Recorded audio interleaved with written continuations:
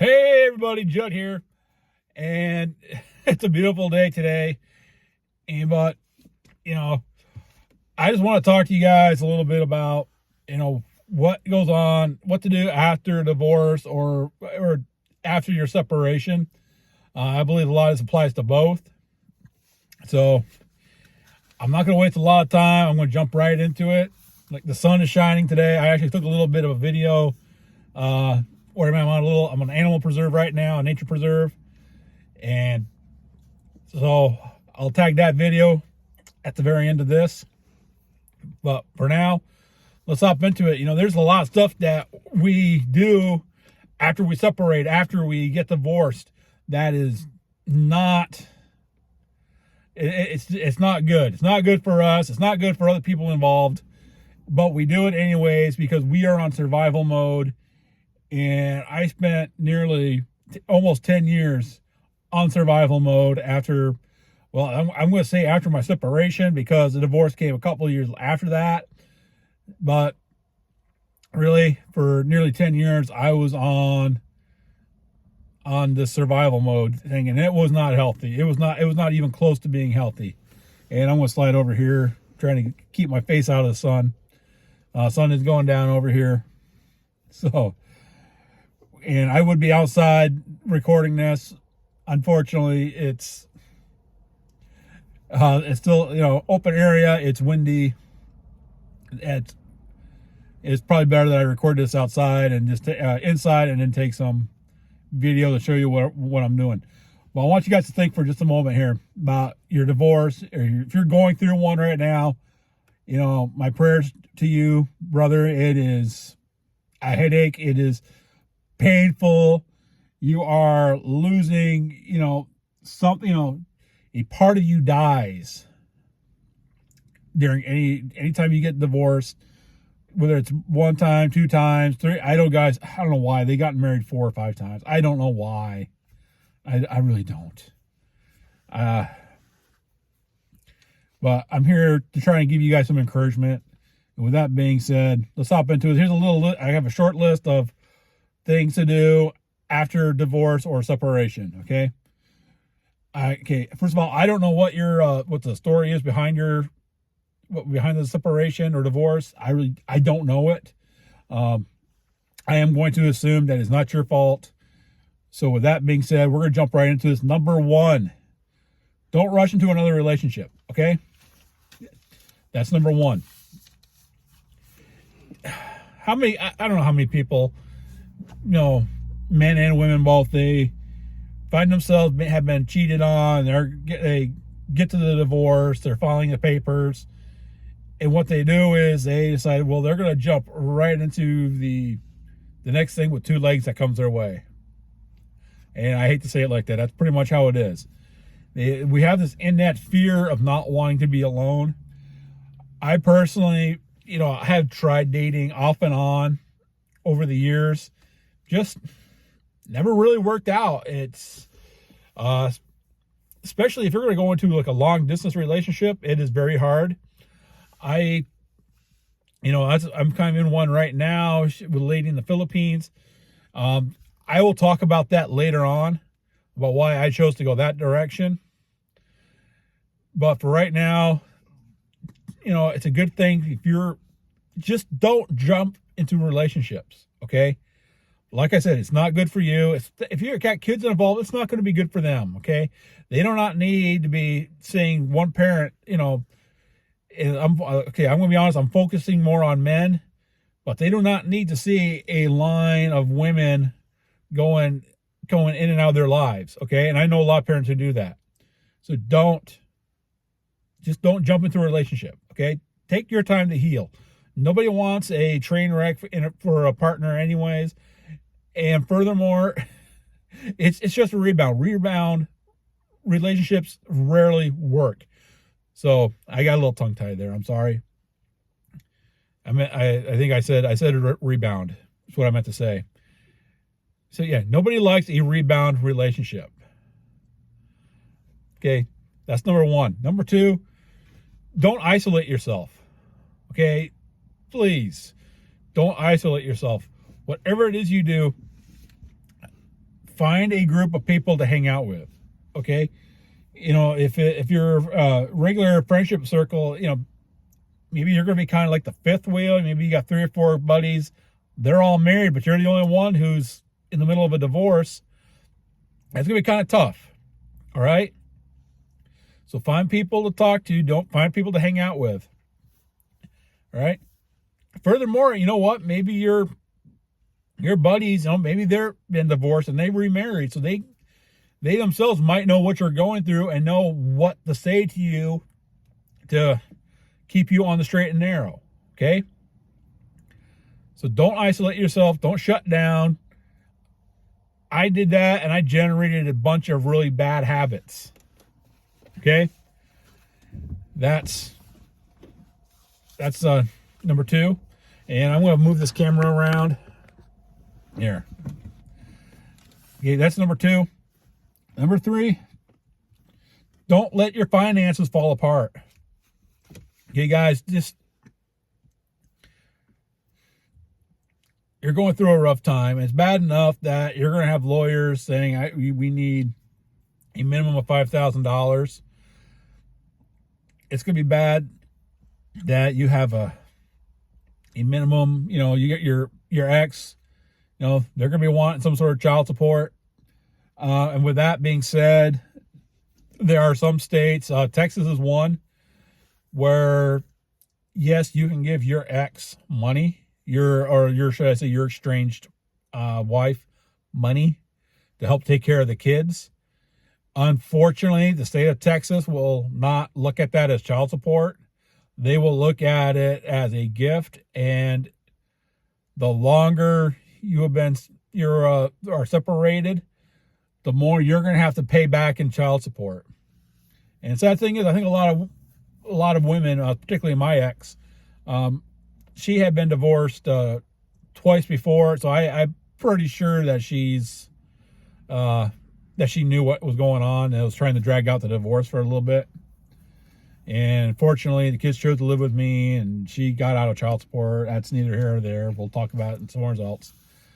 But you're going to have all these people wanting money, and it's going to be you're not going to care anymore. Okay? Don't let your finances fall apart. What you need to do, maybe get a third party involved. Maybe it's a parent. Maybe you have one of your parents is still around and they're really good with money. Maybe allow them to have at your finances. That way you don't let it fall apart. Talk with other people about what to do with your money. Set up a budget. Don't go out and doing dumb stuff. It's going to kind of go back to the whole, jumping into a new relationship thing. But I've also seen guys just jump up, start throwing money. And I'm really trying to pick my words here. A lot of guys, they end up falling into pornography and end up going to the strip clubs, end up hooking up with escorts and prostitutes. And it's really heartbreaking. I've been through that. But it's hard on the finances. Okay. This is why, like I just said, allow somebody else to manage your money for you. Particularly for maybe for the first year afterwards, let it be somebody, who's a close relative. Also, very important, when you go to court, they are going to want to know what your finances are. How much money do you have coming in, and don't go in with an estimate. Okay. Have you ever seen some of those divorce shows? They come in and they just have a rough estimate of how much they make, and they end up getting hammered. And they're like, well, if you don't know how much you make, I have no choice but to do it at this level. So have all your finances together. Have, if there's investments, payroll, whatever, have that ready for the judge to look at. You might end up having to pay a whole awful lot less. Okay? But have your finances in order, ready to go. Okay, number 4, Do not avoid legal obligations, guys. Come on. If for whatever reason your soon-to-be ex or your ex, whether it's truth or lie, whatever the case may be, turns around and files a restraining order on you, okay, you cannot ignore it. Maybe you got slapped having to pay some sort of some medical bills, some debt. You're forced. You have to pay it. You can't ignore it. Okay, what you have to do, if it's something questionable, go to your attorney.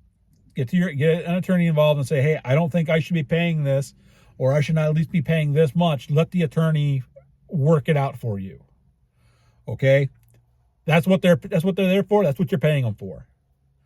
Okay, let him handle all the legal stuff, but whatever you do, do not ignore legal obligations. Okay, if you're being told you have to pay this debt, maybe you're having to pay on a car, or you're having to pay at least half the mortgage that of the house that she's living in. It's what you have to do that. Okay, so don't skip it. Now the sun's completely down. No more sun. We'll hurry up and finish this up real quick. Number 5, don't trash talk your ex. And I'm not just talking about, you're going to need to talk. All right. You're angry. You're frustrated. If the divorce has already happened, she's taking you to the cleaners. If maybe she's, somehow made it sound like you make more money than what you actually do, so they got more for child support. Maybe she's got, maybe you're living in an alimony state and you're having to pay a whole bunch of alimony. Okay? It's going to be very easy to trash talk your ex. Like I said, you're angry, you're frustrated. Don't just talk trash to random strangers. Don't be trash talking about her to your friends. Okay? Especially if you guys had common friends. If you have common friends and you're trash talking her to them, it's going to get back to her. Okay?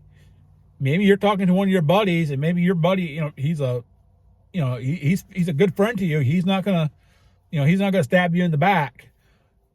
What if his wife is in the room? What if his wife happens to be listening? Okay?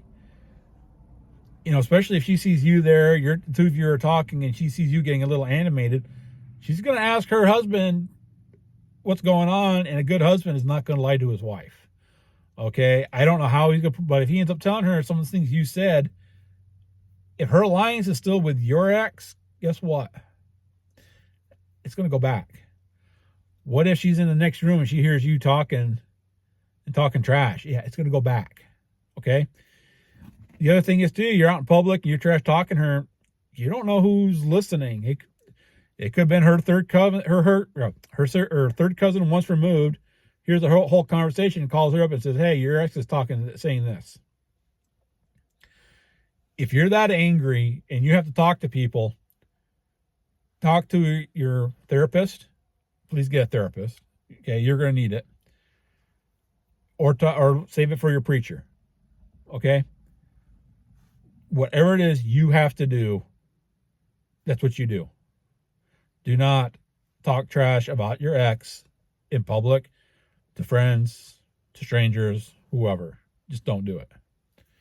Okay? It will come back to bite you. All right. And number 6. There was supposed to be 5, but we got 6 in here. Do not put your kids, if you have kids, do not put your kids in the middle of it. This is between you and your ex. Okay, you cannot control what your ex is saying to your kids. You have no control. Okay? Maybe they're believing her. Maybe she's trying to paint you as this evil, horrible person, just so she doesn't look like the bad guy. My ex started doing that with me. She was saying all this crap to my kids. It didn't work. Okay. But you don't know. Your ex might be doing that to them. Whatever you do not drag your kids into it. Okay. If your kids have come up to you and they say, Dad, Mommy is saying this, all you do is just say, okay, thank you for telling me. Leave it. It's bad enough your ex is dragging him into it. You don't need to do it. So, that being said,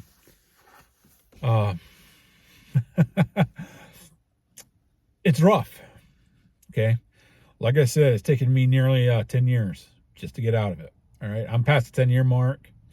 We were married almost 10 years. The separation happened 2 months before our 10th anniversary. Okay. It was a very toxic marriage. And she was very good at trying to make it look like everything was perfect. It wasn't perfect. She had her own image, and that took a toll on me. A lot of narcissism, a lot of gaslighting. And I got to the point where I had no strength, no spine, no anything. And it's taken me nearly 10 years to recover. Okay. That's why I'm doing these videos. I'm not a therapist. I'm not a lawyer. Okay. Get them involved. Okay. Try not to handle the divorce on your own. Yeah, and I understand you may not have money, but if you have to borrow, I don't like the idea of debt, but if you have to borrow enough money, at least enough money to get a lawyer, do it. Okay, at least you'll have some protection, and you may not get hurt as bad as if you didn't have one. So, with that being said,